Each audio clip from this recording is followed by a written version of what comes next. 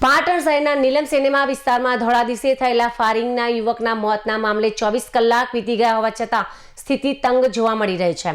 હત્યારાઓ હજુ પણ પોલીસ પકડથી દૂર હોવાના રોષમાં મૃતકના પરિવારજનોએ મૃતદેહ સ્વીકારવાનો સાફ ઇનકાર કરી દીધો છે.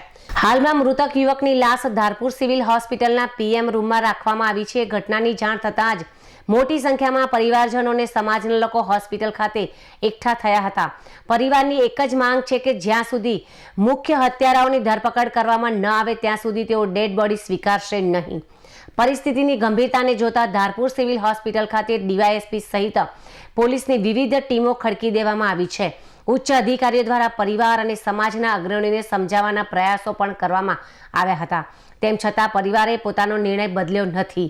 પાટણ જિલ્લામાં છેલ્લા 24 કલાકમાં હત્યાના 2 અલગ અલગ બનાવો બનતા સમગ્ર પંથકમાં ભયનો માહોલ છે. 24 કલાક બાદ પણ આરોપીઓ પોલીસ પકડથી બહાર હોવાને કારણે જિલ્લામાં કાયદો અને વ્યવસ્થાની કથળતી જતી પરિસ્થિતિ સામે પણ નાગરિકોમાં અનેક સવાલો ઉઠી રહ્યા છે. પોલીસ દ્વારા હાલમાં ટેકનિકલ સર્વેલન્સ અને બાતમીદારોની મદદથી આરોપીઓનું પગેરું દબાવવા માટે ચક્ર ગતિમાન કરવામાં આવ્યા છે, પરંતુ પરિવારના અડગ વલણને કારણે તંત્ર માટે મડાગાંઠ સર્જાઈ છે.